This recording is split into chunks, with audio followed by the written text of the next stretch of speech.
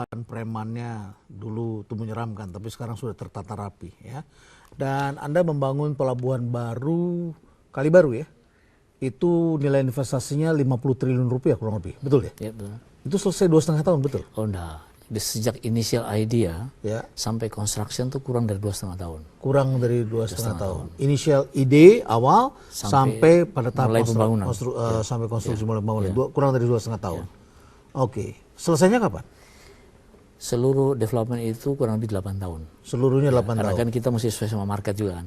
Ya, jadi nggak apa. Kok bisa cepat sekali itu masa dari initial idea sampai konstruksi? Berarti di masa jabatan Anda berharap ini bisa jadi, bisa saksikan. Jadi yang saya bilang tuh begini. Ini satu contoh di mana ya negara kita kan di mana-mana kan terkenal korupsi. Ya. Penuh dengan birokrasi. Ya, tapi kita bisa bikin satu proyek yang nggak ada di seluruh dunia bisa kayak gini. Ya. Satu proyek yang $5 billion. Ya. Bisa dimulai kurang dari 2,5 tahun. Nggak ada di seluruh dunia.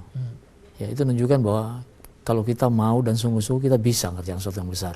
Sebagai gambaran, Singapura akan memulai untuk pembangunan pelabuhan baru dengan luas 1.000 hektar itu dengan biaya $10 billion baru selesai tahun 2020-2030. Ya.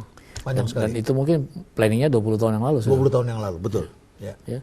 Kita bandingkan dengan underground kereta api di Jakarta, 30 tahun baru mulai sekarang. Ya. Ya. Itu pun karena sudah macet di mana-mana. Ya. Ya. Kemudian yang kita bangun ini sesuatu yang size-nya itu lebih besar daripada Priok yang sudah 130 tahun. Priok yang sudah 130 tahun dan tidak diperbaharui. Anda bicara 130 tahun, kemudian Anda juga bicara dengan konsep pendulum Nusantara. Apa itu pendulum Nusantara? Nah begini, ini pertanyaan menarik Pak ya. Ini kan 2015 nanti itu ada Asian Community. Ya. Nah Asian Community itu yang saya lihat negeri ini kok nggak bersiap-siap untuk itu. Ya. Masyarakat ekonomi ASEAN. ASEAN ya, dimana kita tahu bahwa biaya produksi di Thailand, di Malaysia itu kan mungkin lebih murah pada di Indonesia. Ya, untuk beberapa kategori Produksi, ya, memang lebih murah. Kemudian international shipping itu sangat murah. Ya. Sementara itu domestic shipping sangat mahal. Betul. Ya, bukan karena perusahaan pelayaran kita nggak bisa kompetitif, tapi banyak faktor seperti BBM. BBM kita tuh 2 kali BBM harga di Singapura.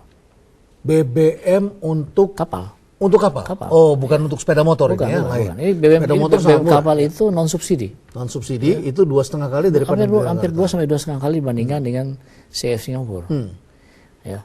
Jadi padahal BBM itu kan 60% dari biaya kapal. Ya. Ya. Belum kita bicara mengenai tax, company tax dan sebagainya. Di Singapura kalau perusahaan pelayaran kan 0. Ya. Di kita ada taxnya. Belum birokrasinya. Ya. Sehingga saya khawatir sekali bahwa nanti kalau 2015 terjadi, itu barang-barang dari Thailand, Malaysia, itu dengan murah bisa sampai di Ambon, bisa sampai di Palembang, bisa sampai di Pontianak, bisa sampai di Makassar, bisa sampai di Merauke.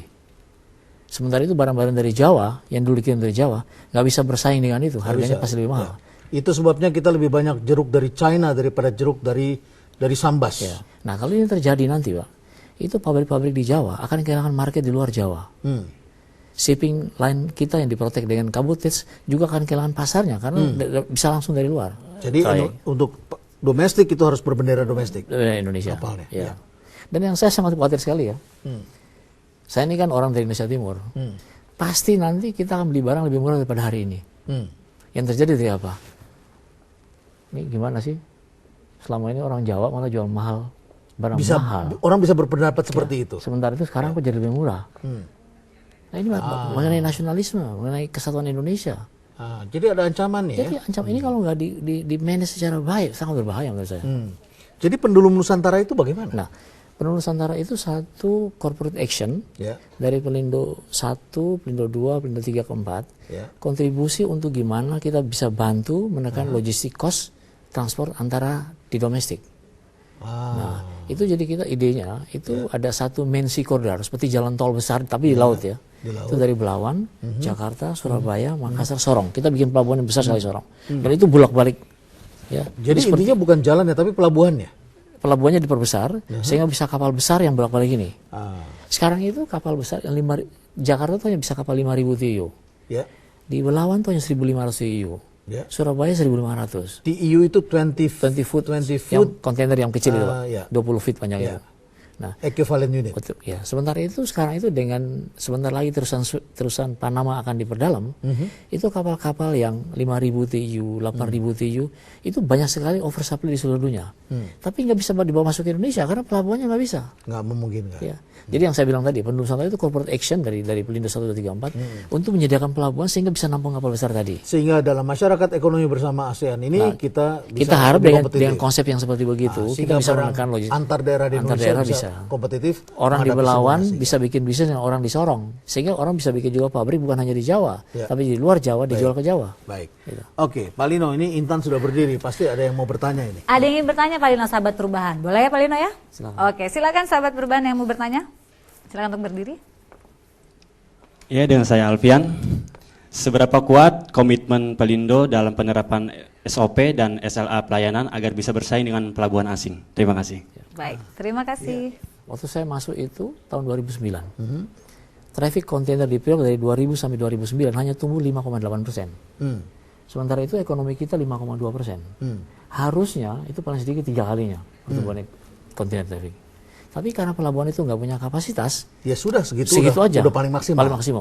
Nah, tapi sebenarnya kapasitas itu bukan hanya daripada hard infrastructures. Saya makanya kalau bicara mengenai infrastructure, Pak, saya selalu bicara dua sisi. Yang saya namakan soft infrastructures dan hard infrastructures.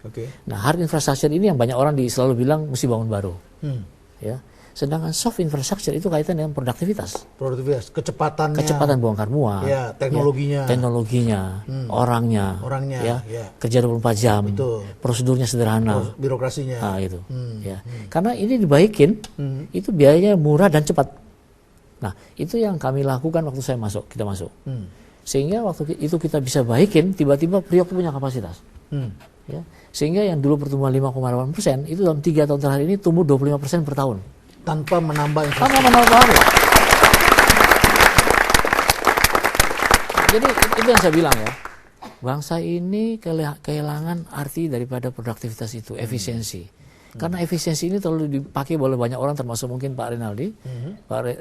Ya, itu orang pakai efisiensi seperti saya mau makan ya sudah. No meaning at all efisiensi. Kalau orang asing, orang bule dibilang tidak efisien, mungkin dia nggak bisa tidur 3 bulan. Kita nggak efisiensi. Nggak ada artinya. Kita berlimpah di sini. Makanya kadang-kadang saya bilang tuh, we have to be really brutal. Supaya orang tuh, ini dalam banyak hal sekali kita betul-betul yang menurut saya, seperti contoh ini aja, di Jakarta kemacetan jalan di Jakarta. Ini karena kaitan dengan pelabuhan ya. Itu truk kalau pelabuhan datang isi, pulang kosong.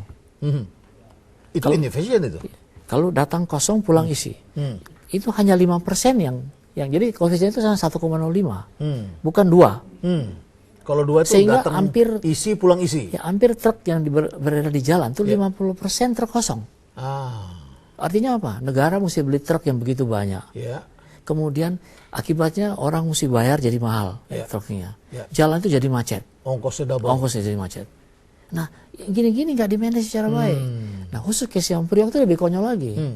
Itu ada kawasan di KBN, itu di Cakung Samarunda. Kawasan berikat di Cakung Samarunda. Itu karena tarifnya dulu murah-murah sekali, itu 80% kontainer kosong itu disimpan di situ. Sehingga orang yang katakan di Cikampek mau ekspor, dia minta kontainer kosong kan, dia kirim truk dulu di Cikampek atau somewhere di Jakarta, ngambil di Cakung atau Marunda. Untuk ngambil kontainer kosong. Hanya dekat dari Priok kan. Setelah kontainer kosong, balik lagi ke Cikampek. Kemudian staffing di sana kirim lagi ke Priok. Androni Priok balik lagi kosong. 4 kali, Pak. Kenapa itu semua terjadi? Ya ini kan masalah orang begitu gampang kasih izin untuk bangun tanpa memikirkan plan allocation of location. Itu harus juga perhatikan the whole over planning. Ditata semua itu. Ya, hal yang sangat sederhana. Jadi banyak sekali inefisiensi di negeri ini yang bisa kita beresin ya kalau kita mau. Ketika antrian panjang, orang menunggu lama, ada orang yang mendapat kenikmatan dari itu. Iya, itu selalu. Ya. Problem itu selalu opportunity untuk orang tertentu. Betul. Problem adalah opportunity bagi orang tertentu. Itu selalu. Namanya wirausaha itu. Bertemu dengan wirawiri di situ. Oke. Ya. Tentu mereka akan melawan. Mereka tidak senang dengan adanya kecepatan itu. Anda rasakan? Oh iya, saya sadar betul. Makanya waktu saya masuk, pokoknya kalau nggak benar pasti saya lawan. Anda sudah berprinsip itu. Ya. Dan yang saya rasakan ya, yang sangat istimewa di negeri ini, itu pers Indonesia itu ternyata sangat independen. Sangat independen. Koran-koran papan atas Anda nggak bisa sogok. Ya. Ya, dan mereka tahu kalau seseorang ini akan buat untuk orang banyak pasti dibelain. Ntar dulu, Anda mengetahui mereka tidak bisa disogok karena pernah menyogok barangkali. I know how to be. Karena begini, saya kasih tahu ya.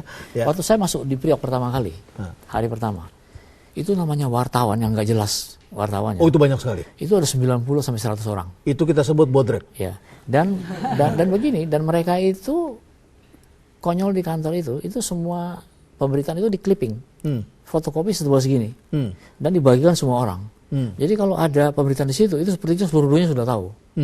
Yang saya lakukan apa? Saya bilang sama pihak bagian korporasi tadi, Sumas, mulai hari Senin ini nggak boleh lagi ada fotokopi ini. Stop. Itu bilang, inefisiensi juga itu. Inefisiensi, merusak moral, karena orang-orang itu setiap hari Jumat minta uang sama karyawan. Dipelihara. Saya bilang stop. Nanti mereka pasti tulis mengenai Bapak. Saya bilang saya nggak pusing. Tulis saja mana, saya nggak tuntut, biarkan aja. Kita lihat 1 bulan kuat nggak mereka bertahan. Anda tidak concern terhadap berita-berita negatif. Pokoknya kalau itu tidak benar, lupakan saja. Saya nggak akan tuntut, saya biarkan aja. Silakan. Hanya bertahan 1 bulan, habis itu bersih. Setelah itu bersih. Kalau Anda ke Priok hari ini, hanya ada koran-koran papan atas yang ada di pelabuhan. Koran-koran yang kredibilitasnya tinggi. Saya ingin bergeser sedikit dari media. Pada waktu Anda sebelum di sana itu saya melihat semua kapal rata-rata membawa krennya sendiri. Kapal domestik itu membawa alat untuk angkutnya sendiri. Karena di pelabuhan kita krennya itu tidak cukup itu. Apa yang terjadi sekarang? Nah, begini ya, ini kembali ya. Waktu saya datang ini saya bilang, ini seperti pelabuhan kita seperti in the corner of the world. Ya. Di sudut dunia yang antah berantah. Coba, kren ada di atas kapal. Ya. Pertama kan ngurangin kapasitas kapal untuk muat. Betul. Ya. Sementara itu ada aset selama kapal jalan tuh waste. Yang mesti bayar siapa? Negeri ini mesti bayar. Sementara itu kren yang ada di atas kapal pasti lebih rendah produktivitasnya pada di pelabuhan. Betul. Pelabuhan itu investasi yang mahal. Harus ditinggikan produktivitasnya supaya kapal itu sesingkat mungkin di pelabuhan. Apa yang Anda lakukan? Nah, kita investasi besar-besaran untuk membangun kren itu. Taruh kren di mana-mana. Sehingga speed menjadi speed itu tinggi, kapal yang datang bisa kapal yang gearless, nggak pakai kren.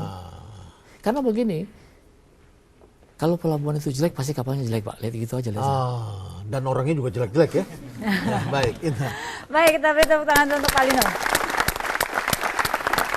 Iya pemirsa, ternyata pelabuhan di Indonesia memerlukan banyak sekali perubahan dan hanya pemimpin yang memiliki ketahanan yang mampu melakukan perubahan itu. Anda jangan kemana-mana karena kami masih akan kembali lagi tetap di Rumah Perubahan Reynald Kasali.